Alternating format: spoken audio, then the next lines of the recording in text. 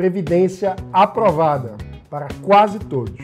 Agora faltam os militares. O governo defende privilégios para a categoria. O Livres defende igualdade perante a lei e atua por regras mais próximas à da aposentadoria do cidadão comum. Eu sou Mano Ferreira, esse é o Livres Notícia do tão esperado dia seguinte à reforma da Previdência.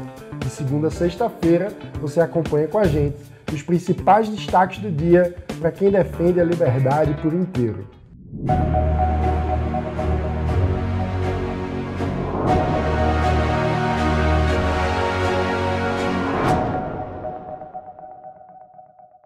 Após vários anos de debate e passados 10 meses de governo Bolsonaro, o Brasil finalmente pode virar a página da reforma da Previdência e começar a encarar outros temas igualmente importantes para o nosso futuro e a retomada da geração de emprego e renda.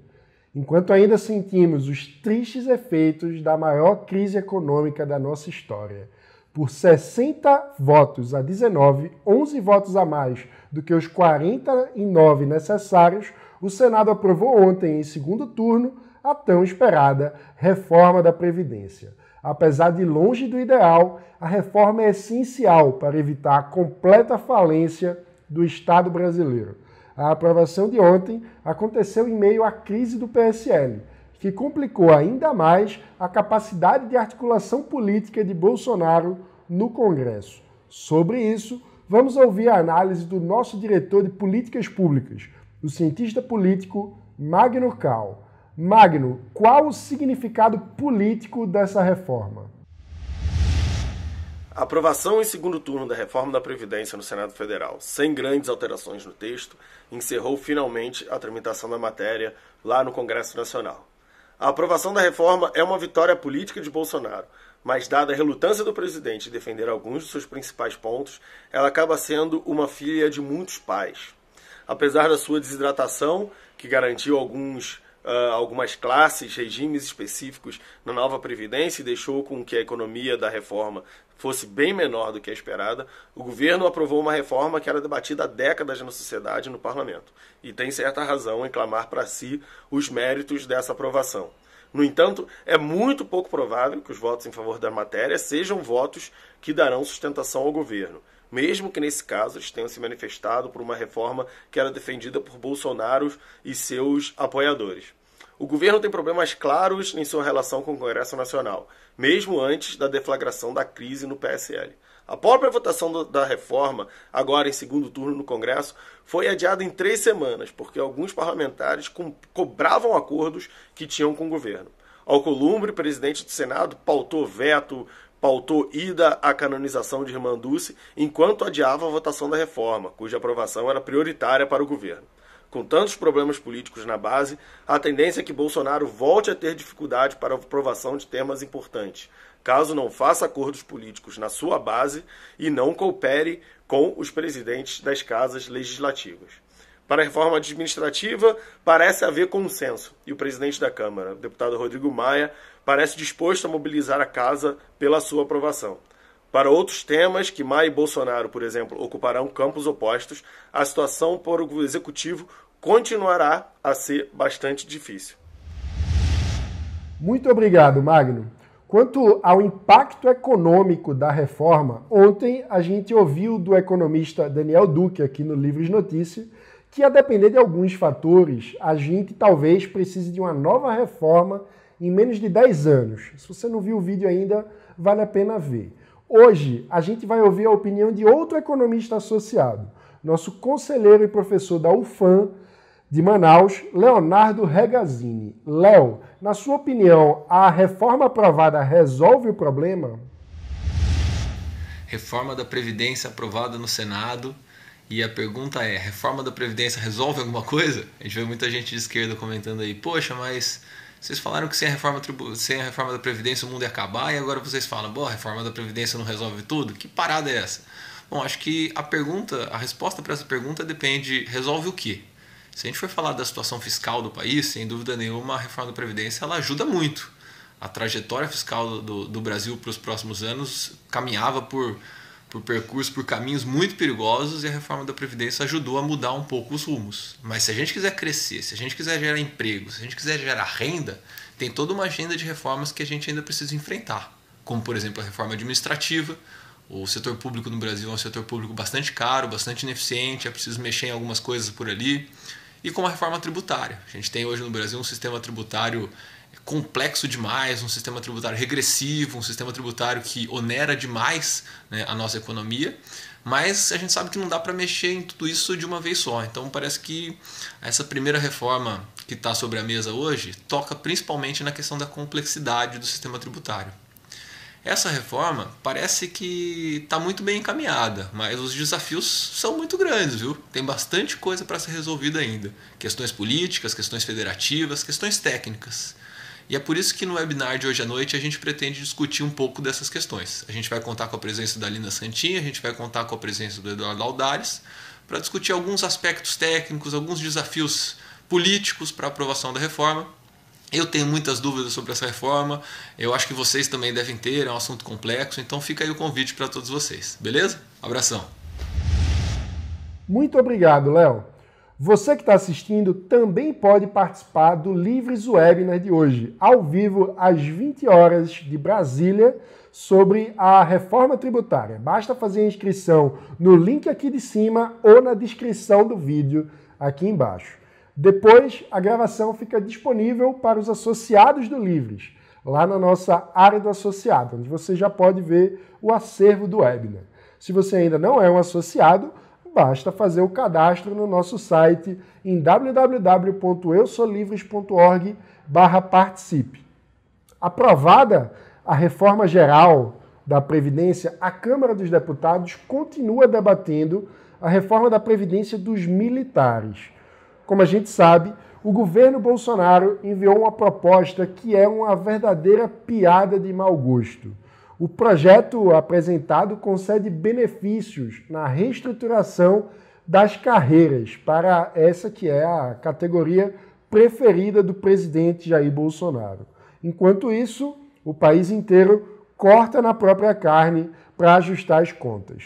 Membro da comissão que avalia a reforma dos militares, o deputado federal Tiago Mitrô criticou a proposta nesta terça. A gente vai ver. Nosso enorme respeito pelo trabalho das Forças Armadas, das polícias militares e do Corpo de Bombeiros. Nós sabemos da dificuldade, da nobreza do trabalho de cada um destes em prol dos brasileiros. Agora, quando nós analisamos o que está sendo discutido aqui, que é a proteção social, previdência e reestruturação de carreira, nós temos que ter frieza, analisar os números e vermos o que esses números mostram em um país pobre e que está quebrado. Trazendo alguns números aqui da realidade dos aposentados brasileiros. A gente tem, na média, 66% dos brasileiros se aposentam ganhando um salário mínimo. Na média, os aposentados da iniciativa privada recebem R$ 1.400, o que coloca esses aposentados entre os 60% mais ricos da população.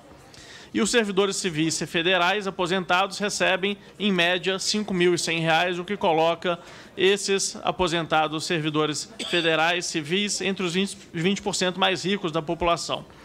E os militares das Forças Armadas da Reserva e reformados recebem, em média, um pouco mais de R$ 13.000, o que coloca esses militares entre os 5%. E, infelizmente, senhor presidente, por mais que eu enxergue que estão havendo melhorias na proteção social dos militares, nós ainda temos uma distância muito grande entre o que está sendo proposto de revisão da proteção social dos militares e o que nós aprovamos em relação aos servidores civis, em relação à população brasileira como um todo.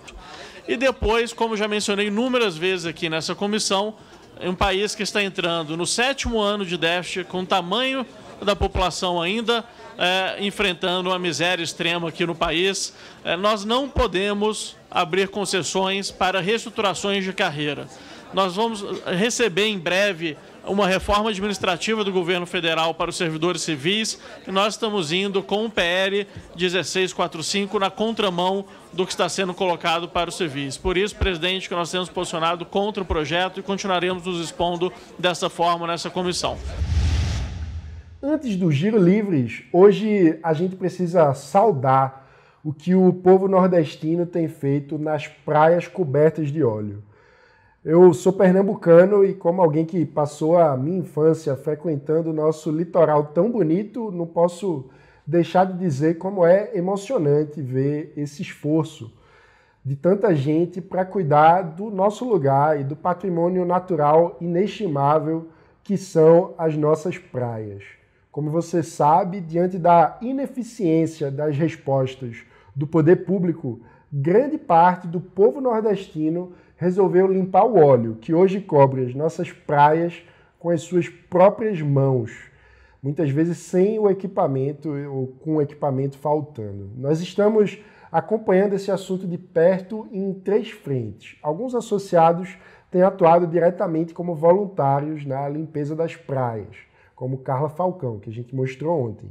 O deputado estadual Davi Maia também tem liderado esforços institucionais em Alagoas, inclusive fez uma audiência pública essa semana.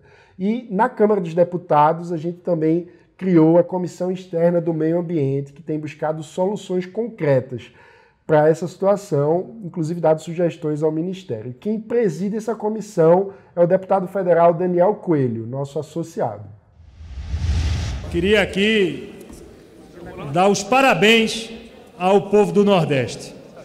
A mobilização da população, dos cidadãos de todas as cidades litorâneas da região tem sido emocionante nesse momento de um sentimento de ausência de ação do poder público.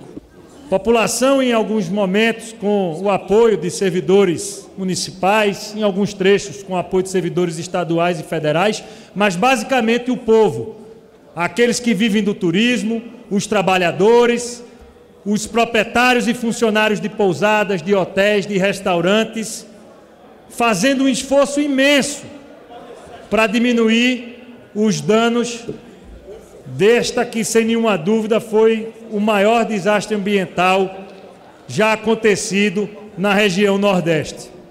Alguns estão muito mais preocupados em tentar apontar o dedo, criar a culpa é do presidente, a culpa é do governador, a culpa é do prefeito do município. A população está querendo que apontemos soluções e não que criemos, a partir desse lamentável desastre ambiental, uma tentativa onde cada partido, cada governante ou cada representante político tente se dar bem com isso, tente faturar eleitoralmente. A discussão não é de quem é a culpa. A culpa, evidentemente, são de todos, são dos governadores, é também do governo federal, deste que aí está e dos que passaram, porque ninguém constrói ou desconstrói uma ausência de política de proteção do nosso litoral de um dia para o outro. Isso, infelizmente, é uma falha da nossa nação, da nossa sociedade e dos nossos governos. O que nós precisamos, no olhar daqui para frente, é a construção de uma efetiva política de proteção para o nosso litoral, mas, acima de tudo, reconhecer o esforço da sociedade civil, da população, que está mobilizada na defesa do nosso litoral e do nosso meio ambiente. Fica aqui a nossa congratulação e os parabéns a todos aqueles que se mobilizaram e que estão agora, nesse momento, em nossas praias, se esforçando para diminuir os prejuízos ambientais causados por esse lamentável desastre. E agora vamos para o Giro Livres, com os próximos eventos e as ações que o Livres está fazendo em todo o Brasil, em conjunto com os nossos associados, lideranças e, claro, com a bancada da Liberdade. Fala, galera do Livres, aqui é o deputado Chicão Bulhões, do Partido Novo e da bancada da Liberdade na Assembleia Legislativa do Rio. Estou mandando esse vídeo para vocês para agradecer os que puderam vir aqui hoje. Quem veio aqui, fez barulho nas galerias, foi ótimo, fez diferença. Lutamos a boa briga até o fim. Infelizmente perdemos e infelizmente o Rio perdeu, porque acabaram por dar a imunidade, no meu entender, quase absoluta para os deputados e tirarem eles da cadeia agora, os deputados envolvidos na Furna da Onça e na Lava Jato. Eu não sei se tem muito mais o que fazer, infelizmente, porque o Supremo mandou para cá para a gente votar. e agora talvez possa se questionar judicialmente, eu não sei, eu acho que o Ministério Público vai ter que avaliar, se pode questionar judicialmente alguns aspectos da resolução. Mas meu voto foi obviamente contrário a essa libertação, em favor da Lava Jato, em favor das investigações, de todas as decisões que foram tomadas e também em defesa da Constituição, que eu achei que foi bem mal interpretada e distorcida pelo outro lado. Oi pessoal, estaremos às 7 horas da noite na UFPB exibindo o documentário sobre os 25 anos do Plano Real, preparado com muito carinho pelo Livres. Será no auditório 211 do CCSA, vai ter pipoca grátis e vamos conversar, sobre o que causa inflação no país, sobre os fatores que fizeram com que aquelas épocas terríveis, tenebrosas de inflação de mais de 1000% ao ano acabassem. Conto com sua presença. Até já. Nós empreendemos toda a nossa energia também para que o projeto avance e tome o caminho devido após o nosso relatório, se Deus quiser, aprovado aqui nessa comissão também. Então a gente vai encaminhar para o final nesses próximos dias e eu tenho certeza e deixo aqui registrado que nós faremos a melhor escolha perante a necessidade iminente da nossa população brasileira frente a esse importante tema. Quando nós tratamos desse assunto, nós falamos de diversas famílias que, como o deputado Alex Manente bem sublinhou, estão desesperadas por esses medicamentos, porque são a única solução para problemas crônicos. E eu que tenho certa militância na área das doenças raras, tenho recebido inúmeros relatos nesse sentido. Só que como hoje a gente só consegue importar, deputado Alex Manente, o que ocorre é que apenas as famílias que realmente têm condições financeiras elevadas podem fazer a compra, como o deputado falou. Então, essa regulamentação, e nós precisamos sublinhar isso, não pode se inserir nessa verdadeira caça às bruxas, nesse macartismo moralista, tosco, hipócrita, que está prevalecendo no Brasil. Porque há famílias que dependem dessa regulamentação. É uma questão humanitária. Então, a gente tem que parar com essa historinha, com essa maneira torta de se fazer política no Brasil, para ganhar like na internet, para insuflar discursos. E temos que ser responsáveis. Olá pessoal, aqui é o Thiago Mitrô, deputado federal pelo Novo de Minas Gerais e associado do Livres. Estou aqui para convidar vocês a participar no dia 2 de novembro da Sala do Livres dentro da Liberticom, onde a gente vai ter uma série de rodadas com associados e conselheiros nossos, entre elas uma comigo, com o Pércio Arida e Helena Landau, falando sobre as reformas que o Brasil tanto precisa. No dia 3 de novembro a gente vai ter um Encontro Nacional do Livres, os eventos todos em São Paulo, para a gente poder discutir um pouco sobre os rumos do Livres e os nossos resultados até aqui. Então eu vou estar lá também, fica aqui o convite para todo mundo comparecer e discutir conosco as ideias de liberdade sendo implementadas aqui no Brasil. Um abraço. Fala pessoal, tudo bem? Aqui é Marcela Trópia, coordenadora estadual do Livres em Minas Gerais, e eu quero saber se você já adquiriu o seu ingresso para o primeiro Cidades Livres aqui do estado. A gente vai fazer nessa quinta-feira, dia 24, às 19 horas no Albanos. E o tema, mega interessante. A gente vai discutir se existem perspectivas além do modelo do SUS. Então, saúde básica e liberalismo, com 2 associados que vão ser os nossos convidados especiais para darem a opinião deles e compartilharem a experiência que eles tiveram ao trabalhar no setor público nessa área, o Thiago Alvim e a Larissa Costa. Não deixe de adquirir, o link do Simpla tá aqui embaixo, é quinta-feira, 19 horas, no Albanos. Esse foi o Livres Notícia desta quarta-feira. Não esqueça, logo mais às 20 horas tem Livres Webinar ao vivo para debater a reforma tributária. E você pode participar, faça sua inscrição. De segunda a sexta, você acompanha com a gente os principais destaques do dia para quem defende a liberdade por inteiro. Faça sua inscrição e ative o sininho para não perder nenhuma novidade. Até amanhã.